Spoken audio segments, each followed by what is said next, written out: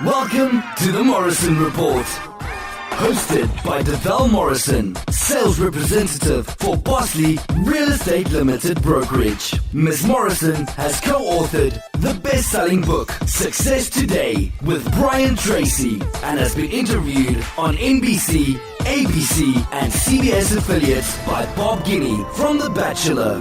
Deval, a real estate investor, has spoken to many attendees at her real estate seminars and is currently ranked in the top 5% of agents in her brokerage. Join me in welcoming your host, Deval Morrison. On today's episode, we have Kendra FitzRandolph, manager of special partnerships Next City Prize, who's going to talk to us a little bit about millennials and real estate. Kendra, welcome to the show. Thanks so much for joining us. Hi. Thank you for having me. No problem. So tell us a little bit about, your thoughts on millennials and real estate and how did you get your expertise? Yeah, well, I guess millennials and real estate, I think the world is a different place in terms of what I guess our parents thought of in terms of real estate. You go to school, you graduate from school, you buy. And for us, I think it's far more, we have this idea of shared relationships, shared lifestyles, that we would rather have a high quality lifestyle and maybe more so share our living spaces, our spaces for where we keep our things, our personal belongings, and share everything. So people are far more happier living in the urban cores with shared community spaces within their buildings and then have a smaller personal space versus the opposite, which I think were our parents' perception or I guess goals for their life. Perfect. So do you think we're going to be headed back to the commune days of the 1960s, or do you want to live together? I think there wouldn't be enough outlets to put all the iPod and iPhone chargers, so I don't think that would be possible. Okay. But I do think the idea of shared economy is much more conducive to our lifestyle because we're able to live much higher quality lifestyles and still survive in these very expensive cities. Right. And live well. Absolutely. And so would you say that you think millennials would be more open to sort of when you say sharing and ownership, I start thinking about could they share a duplex together where one person lives upstairs and the other person lives downstairs, but they share a house together? Yes, well, yeah, to be honest, I think that's exactly where it's going. I think shared ownership might be something down the line that we're going to see. Something that I will be looking at definitely in the near future is purchasing a house that has already broken up into shared living spaces that I will maybe live in one, share with the rest, and that's how I'd be able to afford the mortgage, basically. Yeah, absolutely. That makes a lot of sense. Now, would you say that for your friends who are sort of venturing into home ownership, are a lot of them using sort of the bank of mom and dad to help them out? Yes, I do think it's funny you said that. I had a very interesting conversation with a number of my friends this past weekend about that, and we are far more reliant on our parents. My mom likes to say that the bank of mom is closed, but she opens it every once in a while when necessary. But it's not something she's got shortened hours, basically. But I think that's a concern. And, if we want to talk about, the various bubbles that are at risk to pop, I think the bank of parents is a big one because our parents are sometimes putting themselves at risk to pay for our wants and needs in living spaces that are just shooting up in price, and they have yet to pop. Right. Now, but don't you think for the majority of parents out there that a lot of them have already paid off their mortgages and have basically are living in these expensive homes that they wouldn't necessarily buy right now either, so that they have a little bit of extra money that they can shift to their kids? I think the perception is that there's a lot of parents out there like that. I think in reality, it's really not that case. It's a far smaller percentage that actually are paid off. I think what's happening is my generation has friends with parents that do have that luxury, and we may not, but our parents want us to be happy and want us to have always strive for that better lifestyle, that they are then willing to put up that second mortgage or whatnot, take out another loan in order for us to live the lifestyle that we see our friends living. Right. Yeah, I guess that is sort of the times. I mean, when I look to more expensive cities, do you have friends that live sort of in the Hong Kong, the San Francisco, the New Yorks of the world? What kinds of things are they doing to get into the market? Definitely. I mean, I have a number of friends in, as you said, Hong Kong, San Francisco, New York, Chicago, what have you. I'm thinking of other ones, Tokyo, all of these, Vancouver, all of these very expensive cities. Yeah. A lot of them, to be honest, are not investing in the cities. They're actually investing in the smaller towns. They're renting shared spaces. They're not really thinking that purchasing is an option. Right. Nor is it a priority. And would you say the millennials of Toronto are thinking? Are some of them still thinking owning, or are some of them getting so frustrated that they're only going to rent? I think the majority, I think the ones who have wanted to own have already purchased. Okay. They purchased 5 years ago, 7 years ago. I think now for those of us who have yet to, are holding off till we find a partner in order to share with, or have come to the realization that we will not own in the city. We probably will own outside of the city, or we will buy our parents' houses off of them would be the other option. Right, got it. And now there was recently an article in Toronto Life where there was a gentleman, I believe he was a pharmacist, and he was talking about how he only wants to rent. He just wants to spend his money. He doesn't want to own anything. What would be your thoughts about that? I loved Toronto Life magazine. I loved that article. I thought it was very interesting. It's funny in that it's very specific. It's a specific demographic that I think that gentleman fits into, being that he grew up in North York, so not in the downtown core. And when he moved to the downtown core, he was kind of living that, I call it the turbo lifestyle. And it's where you do go out and spend so much money, and your priorities are so based on that immediate satisfaction versus the long-term gain or long-term thought process. And that he also grew up, I think they explained it in the article, his parents want him to be at home. They want him to stay at home until he gets married. And that's a very different demographic than what I grew up as, and then what my friends have grown up with. So I think the idea that he can purchase tomorrow, but he doesn't want to because he prefers to, go to Ibiza, go to Vegas and spend, $9,000 on a weekend, which he did, I think, in the article. If I had that opportunity, I would be purchasing. I think it's demographic based. He's happy to stay at home, and his parents are happy to have him at home. Yes. I don't think you're going to find that with the majority of people who grew up in downtown Toronto. It's another funny saying my mother has is it's not a revolving door. Once you're out, you're out. So you're on your own. Fend for yourself. This is not.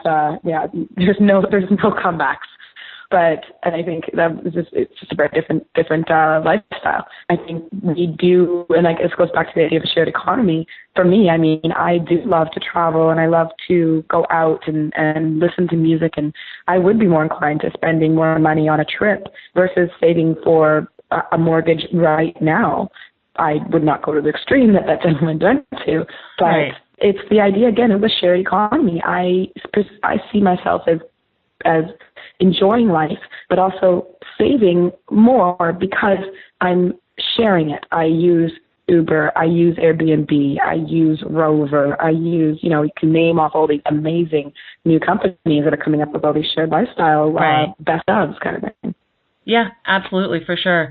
And where would you say some of your friends are going, the ones who have decided to own? What parts of the city are they moving to? Are they suburban? Are they urban? What are they doing? Urban, definitely urban. They're all downtown, either urban.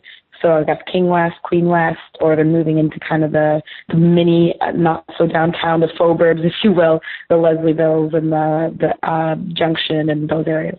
Got it. I love that term that you use, fauburb, and that's to signify like Leslieville and the Junction. So.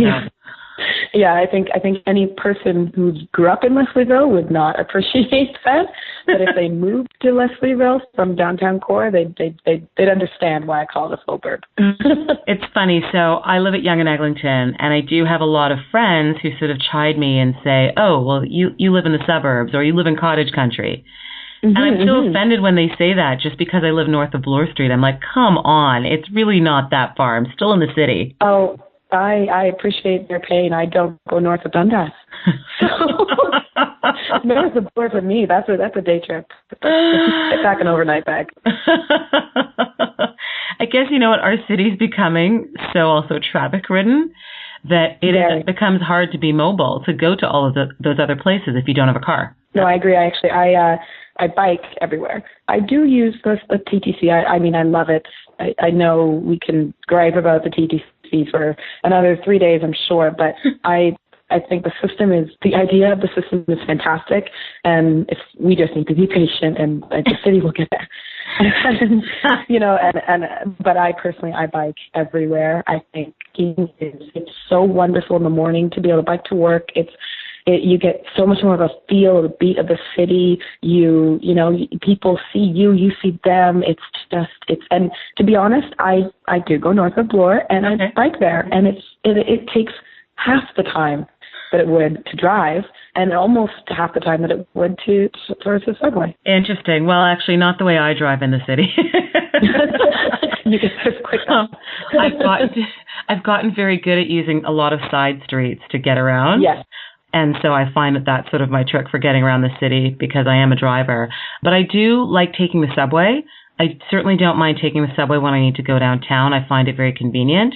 I don't love taking the streetcar and the bus, but it's funny, on the biking front, as a driver, I kind of go, is the biking safe? Like, there's just so many times when I just kind of go, oh my God, I didn't even see that person, you know?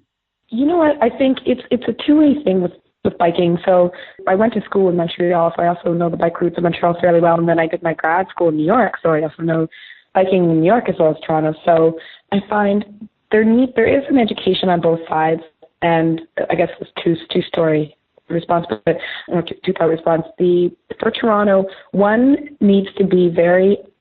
biker needs to be very aware that we're not separated from the street, that we are part of the street. And other cities where they do separate the bicycle lanes from the car lanes, that is great, but then it has a problem in and of itself because the cars will see the bicyclist as separate. So it's a win, it's not an if, when the bicyclist joins them at some point, the car is like, whoa, where did that bike come from? Yeah. Versus in Toronto, they're together. So for the most part, I find, as someone who's been biking here for almost 20 years, I guess, you're aware. You know that there is a bike lane beside you. If you're on Richmond, Adelaide, you know the bike lanes are there. But as a bicyclist, you need to also be aware that your lane is narrow, and you need to stay away from the main path of the road, because we are all in this together. There is no way that the car industry is going to end ever. There will always be a need for personal vehicles, and I support that. But it's an education thing where the bicyclist needs to pay attention to the road signs, treat yourself as a real vehicle, use your stop signs, use your left-hand turns, your right-hand turns. And also for other bicyclists, don't randomly stop. Let the bicyclist in front of you and behind you know that you're stopping. And then the same thing goes for the cars. They need to be aware that, if you're turning right, chances of a bicyclist being beside you, I'd go with 70%. So just look.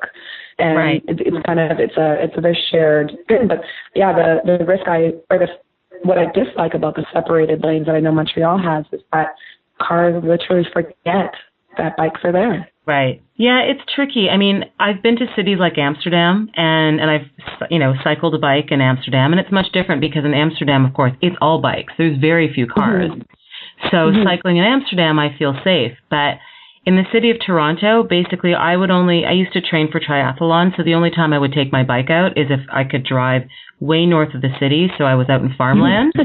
And then I would feel safe because... You went to Yonge and Eglinton? Yeah.